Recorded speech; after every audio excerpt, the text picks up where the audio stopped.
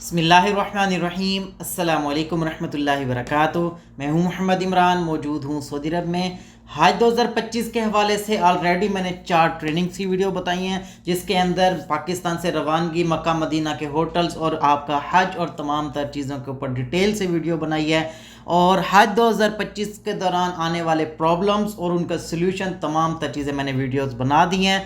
तो उसमें जो ज़रूरी सवालात आए हैं तो मैंने सोचा क्यों ना उसके ऊपर भी वीडियो बनाई जाए, ताकि जो सवालात या जो कन्फ्यूजन बाकी हुजाज के जहन में वो तमाम हुजाज तक पहुंच जाए। और अगर अभी भी आपके जहन में कोई सवालात हैं तो आप इस वीडियो के अंदर कर सकते हैं। इंशाल्लाह इसके ऊपर नेक्स्ट वीक में एक डिटेल वीडियो बना दूंगा। अच्छा जी, एक भाई का सवाल था कि हज 2022 में उन्होंने हज किया था और मैंने जैसे प्रॉब्लम्स बताई थी मीना के अंदर, मुजदलिफा के अंदर वाशरूम की सहूलत और इस तरह के बहुत सारे मसाइल को आपका सामना करना पड़ेगा। तो इन्होंने कहा कि हमें भी इस तरह के बहुत सारे मसाइल का सामना करना पड़ा, लेकिन वो कह रहे अब हमें मालूम हो चुका है तो इंशाल्लाह अब हमें इस तरह के किसी किस्म के मसले मसाइल का इंशाल्लाह सामना नहीं करना पड़ेगा। तो इसीलिए मैंने सबको आगाही दी थी कि आप इन तमाम तर चीज़ों के बारे में अगर रहनुमाई होगी, रास्तों के बारे में मालूम होगा, आपको पता होगा मुजदलिफा में वाशरूम की सहूलत कम होती है, आपको पता होगा रास्तों में पानी की सहूलत कम होती है, आपको अपने साथ पानी रखना है। इसके अलावा और भी बहुत सारी चीज़ें मौजूद हैं। तो इंशाल्लाह स्टेप बाय स्टेप हज के नज़दीक तमाम तर चीज़ें साथ साथ बताता रहूँगा। अच्छा जी, दूसरा सवाल है कि कह रहे हैं हमारे हस्बैंड जो है ना सिगरेट पीते हैं, तो कितने सिगरेट अपने साथ सऊदी अरब में लेके जा सकते हैं। उम्रा ज़ायरीन भी और हुजाज भी लाजमी तौर पे सुन लें, पान, छालियाँ, सिगरेट या फिर नस्वार, इस तरह की कोई भी चीज़ आप इस्तेमाल करते हैं, कोशिश करें इस्तेमाल करना कम कर दें। और हज के दौरान सिगरेट आप लेके आ सकते हैं सिर्फ 2 डंडे, यानी कि 20 डब्बियाँ। और जो लोग नस्वार इस्तेमाल करते हैं बिल्कुल ना लेके आइएगा, क्योंकि यहाँ सऊदी अरब के अंदर नस्वार को मंशियात में शामिल किया गया और ड्रग समझा जाता है, फिर आप किसी और मुश्किल में ना पड़ जाएं। अस्सलाम वालेकुम जी, सऊदी अरब में बेस्ट सिम, बेस्ट नेटवर्क कौन सा है? वैसे तो सऊदी अरब के अंदर जैन भी है, मोबाइली भी है, एसटीसी भी है और रेड बुल और इस तरह के और भी बहुत सारे नेटवर्क मौजूद हैं। लेकिन मैं कहूँगा आप अगर सिम लेना चाहते हैं, क्योंकि अभी कंफर्म नहीं है कि मिनिस्ट्री कौन सी सिम देती है, पाकिस्तान से देती है, क्या तरीकाकार होता है। अगर आप खुद सिम हासिल करना चाहते हैं तो आप एसटीसी की सिम लीजिएगा। अच्छा, मैंने बताया था 30 रियाल में पैकेज लगा लो। एसटीसी का जो है ना 30 रियाल का 1 महीने का पैकेज लग जाता है, 35 रियाल लगते हैं। तो आप 1 महीने का 1 GB हासिल कर सकते हैं। इस तरह मोबाइली का भी, जैन का भी और बाकी सिमों का भी होता है। 5 मंथ का बच्चा है जी हज पे आ सकता है। हज पे 12 साल से कम उम्र के बच्चे नहीं आ सकते, और जिनको कोई बीमारी, दिल का ऑपरेशन, इस तरह के अमराज थे, वो भी हज 2025 में नहीं आ रहे। ये कह रहे हैं जी मैं दुबई में रहता हूँ, तो ट्रेनिंग के हवाले से, क्योंकि ट्रेनिंग शेड्यूल, अच्छा जो लोग दुनिया के किसी भी मुल्क में आप रहते हैं, आपने स्पॉन्सरशिप में अप्लाई किया था, आपको शेड्यूल शो हो चुका होगा अभी इस डेट को आपकी ट्रेनिंग है। आप परेशान हो रहे भी हम मिनिस्ट्री को ईमेल करें या क्या करें, आप कुछ भी ना करें, मसला कोई नहीं है। मिनिस्ट्री को ऑलरेडी पता है, जिन लोगों ने स्पॉन्सरशिप में अप्लाई किया वो आपके अलहदा से निकाल के पासपोर्ट दिखा वो रख लेंगे कि आप जब आखिरी दिनों में आएंगे, हज से 10 दिन पहले आपने पाकिस्तान में आना है, अपना पासपोर्ट की कॉपी आपने, या पासपोर्ट जैसे भी होगा वो बैंकों में जमा करवाना होगा। और उसके अलावा जो आपके अकाउंट का अगर कोई भी मसला मसाइल है वो सॉल्व आउट करना होगा। और हाजी कैंप से आपको वैक्सीनेशन करवानी होगी, और हज की ट्रेनिंग भी आपकी हाजी कैंप में करवाई जाएगी। तो आप स्पॉन्सरशिप वाले बिल्कुल भी परेशान ना हो, या रेगुलर में भी आपने अप्लाई किया, बाहर मुल्क में रहते हैं, आप चले गए वापस, तो भी कोई मसला नहीं। जब आप वापस आएंगे तो लाजमी तौर पर हज की ट्रेनिंग ले लीजिएगा। क्या होम्योपैथी की मेडिसिन साथ लेके जा सकते हैं आप हाजी कैंप से? होम्योपैथी की है, हकीम की है, डॉक्टर की है, कोई भी मेडिसिन है आप हाजी कैंप लेके जाएंगे। अगर हाजी कैंप वाले आपकी मेडिसिन को पैक कर देते हैं, क्योंकि वो सील लगाते हैं, स्टैंप लगाते हैं और हाजी कैंप का लिखा होता है कि उन्होंने पैक किया है, तो आपको एयरपोर्ट से जाने देंगे, वरना आपको एयरपोर्ट से रोक लिया जाता है। ओपन कोई भी मेडिसिन लेके नहीं जा सकते। अच्छा जी, ये कह रहे हैं कि हमें मीना, मुजदलिफा, अरफात की तमाम तर डिटेल मैप पे समझा दें, नक्शों पे। नक्शे मैंने आपको ऑलरेडी कल वीडियो में दिखाए थे। मेरे पास मुकम्मल तमाम तर चीज़ें मौजूद हैं, मैं चलूँगा स्टेप बाय स्टेप। अब देखें कल परसों से माशाल्लाह बहुत ज़्यादा इन्फॉर्मेशन, और वीडियोस बहुत लंबी हो जाती हैं, 15 मिनट की, 20 मिनट की, 18 मिनट की। तो उम्मीद है कम लोगों ने ही मुकम्मल वीडियो देखी होगी, तो इसलिए मैं कोशिश करूँगा इंशाल्लाह स्टेप बाय स्टेप नक्शों को और इन तमाम तर चीज़ों को भी साथ लेके चलूँगा। आपके मीना के रास्ते, आपके हरम के रास्ते, हरम कैसे आप तवाफ़ ज़ियारत के लिए जाएंगे, जमरात की तरफ कैसे जाएंगे, ये तमाम तर तफसीलात इंशाअल्लाह हज के नज़दीक तक मैं आपको क्लियर करके दिखाऊंगा। اچھا جی، اس کے علاوہ وہ کہہ رہے ہیں کہ عرفات کے اندر، مینا کے اندر، مزدلفہ کے اندر کیا ہم اپنی ویل چیئر لے کے جا سکتے ہیں؟ تو جو لوگ بھی حج 2025 میں آ رہے ہیں وہ لازمی طور پہ پاکستان سے اپنی ویل چیئر لے کے آئیے گا۔ جو لوگ پاکستان سے اپنی الیکٹرک ویل چیئر لے کے آنا چاہتے ہیں تو وہ بھی لے کے آ سکتے ہیں۔ اس کا فائدہ یہ ہوگا آپ اپنا سامان اس کے اوپر رکھ سکتے ہیں، اس کو کیری کرنا بھی آسان ہوتا ہے۔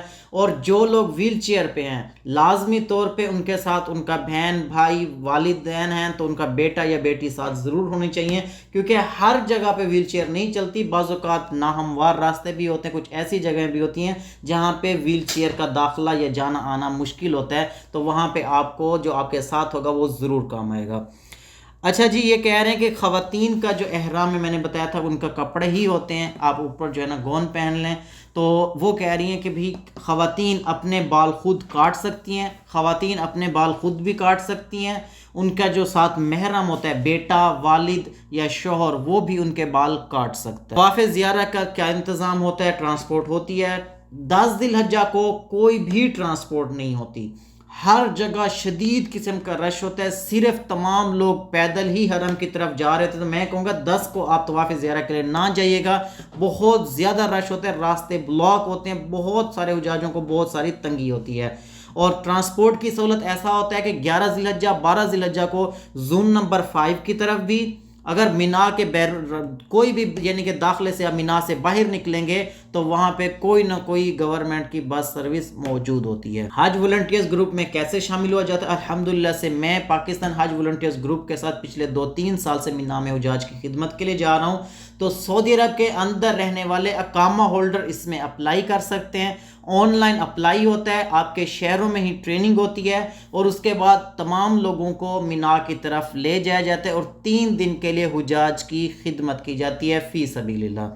تو یہ انشاءاللہ اگلے مہینے اس کی اپلائی ہونے والی، اور اس کے اوپر ایک ڈیٹیل ویڈیو بھی بنا دوں گا کہ یہ کیسے اپلائی ہوتا ہے، کون آتے ہیں، کیا طریقہ کار ہوتا ہے۔ اچھا جی، حالت احرام میں آپ احرام کی پابندیوں کا بھی آپ کو خیال رکھنا ہوتا ہے۔ تو یہ انہوں نے کہا ہے کہ ہمارے سے غلطی یہ ہوئی کہ جب ہم ہوٹل میں آئے تو صابن سے ہاتھ دھوئے، پھر گرمی شدید قسم کی ہوتی ہے کیونکہ لوشن وغیرہ ہاتھوں پہ لگا لیا، منہ پہ لوشن لگا لیا، تو خوشبو والی چیز نہ تو آپ لگا سکتے ہیں نہ کھا سکتے ہیں۔ کھانے کا بھی مجھے سوال ہے کہ آپ نے کہا کھا نہیں سکتے خوشبو والی چیز، تو پھر کھانا وغیرہ یا باقی چیزیں تو ان میں خوشبو ہوتی ہے۔ وہ خوشبو والی ایسی چیز کے بارے میں ذکر ہو رہا ہے کہ جیسے آپ کوئی خوشبو والی چیز کھائیں اور آپ کے منہ سے وہ سمیل آتی رہے، وہ خوشبو آتی ہے، جیسے پان ہوتا ہے، چھالیاں ہوتی ہیں، اس طرح کی چیز۔ اور سگریٹ لوگ پی رہے ہوتے ہیں تو سگریٹ احرام کی حالت میں پینا مکروہ ہے۔ کوشش کریں جب آپ احرام کی حالت میں ہوں تو سگریٹ یا اس طرح کی کوئی بھی چیز نہ پئیں، نہ کھائیں۔ وہ کہہ رہے ہیں جی السلام علیکم، واکنگ ڈسٹنس بتا دیں عزیزیہ کا، حرم کا، یہ ساری چیزیں انشاءاللہ ایک ڈیٹیل ویڈیو بناؤں گا، اور میں کوشش کروں گا حج کے نزدیک میں خود جا کے عزیزیہ کے یہ سارے جو راستے ہیں حرم تک میں پیدل آپ کو ایک ویڈیو بنا کے دکھا دوں گا کہ یہاں سے حجاج آئیں گے، اس طریقے سے واپس جائیں گے، یہاں پہ فری بس سروس ہوگی، یہاں پہ آپ کی ہوٹل کی بس سروس ہوگی، تمام تر چیزیں۔ اچھا جی، یہ حاجی صاحب نے کہا ہے کہ کیونکہ آپ کو 11 ذی الحجہ کو، 10 کو تو ہو گیا، 11 اور 12 ذی الحجہ کو آپ کو رمی کرنی ہوتی ہے زوال کے ٹائم کے بعد، تو وہ کہہ رہے ہیں ہم صبح کے ٹائم میں چلے جاتے ہیں طواف زیارہ کرنے کے لیے حرم، اور وہاں سے تقریباً 12-1 بجے 2 بج جائیں گے تو واپسی پہ ہم آ کے رمی کر سکتے ہیں۔ تو بالکل یہ سب سے بیسٹ طریقہ ہے، آپ 11 ذی الحجہ کو یا 12 ذی الحجہ کو صبح حرم کی طرف چلے جائیں، وہاں جا کے طواف زیارہ کریں، اپنے تمام تر مناسک مکمل کریں، اور دوبارہ آپ جب واپس آئیں گے تو 12 بج جائیں گے، زوال کا ٹائم ہو جائے گا، آپ آ کے رمی کریں اور اپنے کیمپوں میں جا کے ریسٹ کریں۔ سوال ہے کہ کیا طواف وداع میں بھی صحیح ہوتی ہے؟ جیسے کہ بتایا جاتا ہے کہ آپ کو طواف زیارہ کرنا ہوتا ہے، طواف کا نام ہی ہوتا ہے، تو پھر میں نے بتایا تھا کہ طواف زیارہ میں آپ کو صحیح واجب ہوتی ہے، یعنی کہ صفا مروہ ضروری ہوتا ہے۔ تو کیا طواف وداع میں بھی صفا مروہ کرنا ہوتا ہے؟ تو نہیں، صرف آپ کو طواف کرنا ہوتا ہے، صرف آپ کو خانہ کعبہ کے 7 چکر لگانے ہوتے ہیں، اس کو طواف وداع کہا جاتا ہے، یعنی کہ مکہ چھوڑنے سے پہلے آخری جو طواف کیا جاتا ہے اس کو طواف وداع کہا جاتا ہے۔ ان لوگوں نے ابھی اپلائی کیا، جیسے کہ منسٹری نے 5000 کے قریب اپلیکیشن کا آغاز کیا تھا، تو ابھی تقریباً کافی ساری اپلیکیشن جمع ہو چکی ہیں، तो जितने लोगों ने भी अप्लाई किए, उम्मीद है तमाम लोग ही हज 2025 में कामयाब हो जाएंगे। और इसमें ज़रूरी बात यह है कि अभी आपने जिनने अप्लाई कर दिया है, हज की ट्रेनिंग चल रही है, आपके जो करीबी ट्रेनिंग सेंटर है आप वहाँ जाके अपनी ट्रेनिंग को मुकम्मल करें, वहाँ पे अटेंडेंस लगवा दें। इंशाल्लाह आपका तमाम तर प्रोसेस मुकम्मल हो जाएगा और आप तमाम लोग ही हज 2025 में जाने वाले हैं। अच्छा जी, अगर आप जल्दी की फ़्लाइट लेना चाहते हैं, अभी ईमेल्स की थी, उन्होंने कहा थोड़ा इंतज़ार करें, तो ऐसा है कि आप अभी थोड़ा सा इंतज़ार कीजिए। हज 2025 की आप तीसरी किस्त जमा करवाएंगे 1 फरवरी से लेके 10 फरवरी तक।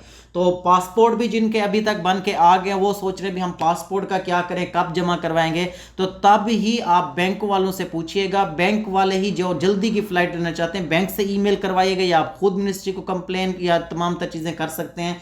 और जो पासपोर्ट के हवाले से भी आपको बैंक वाले रहनुमाई करेंगे जब आप तीसरी किस्त जमा करवाएंगे, बाकी आपको मिनिस्ट्री बता देगी। अच्छा जी, अरफात की तरफ ट्रेन पे जाना चाहिए या पैदल जाना चाहिए? बहुत ही मुश्किल सफ़र होता है, तकरीबन जो 7-8 किलोमीटर 10 किलोमीटर सफ़र बनता है ना, शदीद किस्म की गर्मी होती है और तमाम रास्ता जो है ना उसमें कोई भी सायेदार दरख्त या इस तरह की कोई सहूलत नहीं होती, तो बहुत मुश्किल है। मैं कहूँगा फैमिली और मर्द हजरात और बुज़ुर्ग हजरात, ट्रेन के लिए यह है कि 3-4 घंटे 2 घंटे आपको वेट करना पड़े, बैठना पड़े, रुकना पड़े, आप रुक जाएं, लेकिन आप ट्रेन पे आइएगा, क्योंकि वो सफ़र जो है ना सिर्फ 15 मिनट में आप जो है ना मिना से अरफात पहुंच जाते हैं। लेकिन अगर आप पैदल का सफ़र अख्तियार करेंगे तो फिर आपको पानी भी आपके साथ होना चाहिए, छतरियाँ भी आपके साथ होनी चाहिए और आपका पूरा एक ग्रुप हो, 3-4 लोगों रास्ते में सांस लेते जाएं, चलते जाएं, इस तरीके से जाएं तो ठीक है, वरना मैं नहीं कहूँगा कि आप पैदल जाएं, क्योंकि मैं ये गलती कर चुका हूँ। आज 2024 में हमें जब देखा कि ट्रेन में बहुत ज़्यादा रश है तो हम पैदल गए और हमारा बहुत ही मुश्किल सफ़र गुजरा।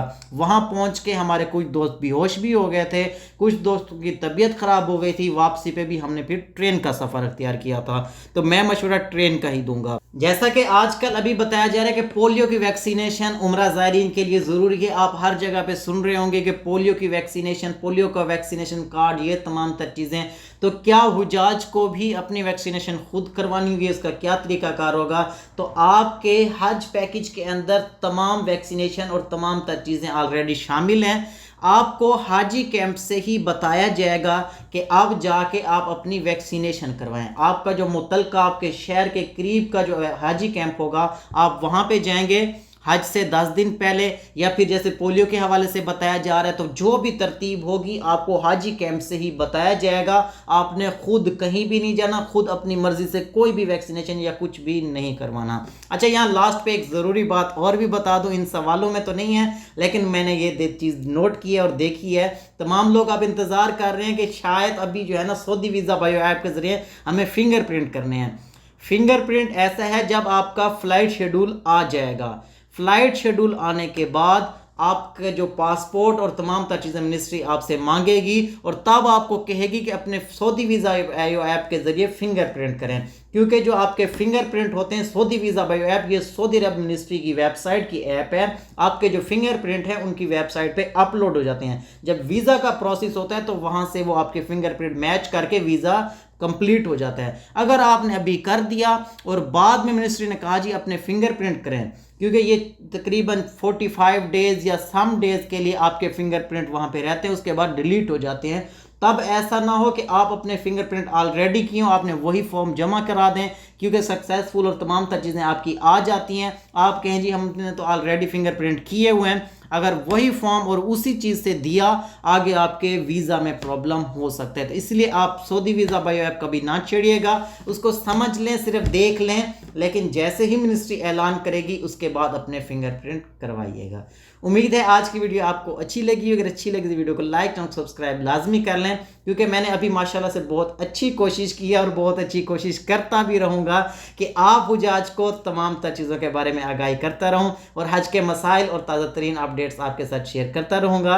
आपके जहन में कोई सवाल है या आपको ज़रूरी मालूमात चाहिए, कमेंट में ज़रूर बताइएगा। इंशाल्लाह उसके ऊपर वीडियो भी बना दूंगा और वहीं पर भी जवाब दे दिया जाएगा। मुझे, मेरी फैमिली को अपनी दुआ में शामिल रखिएगा। इंशाल्लाह मिलते हैं नेक्स्ट वीडियो में, तब तक के लिए अल्लाह हाफिज़।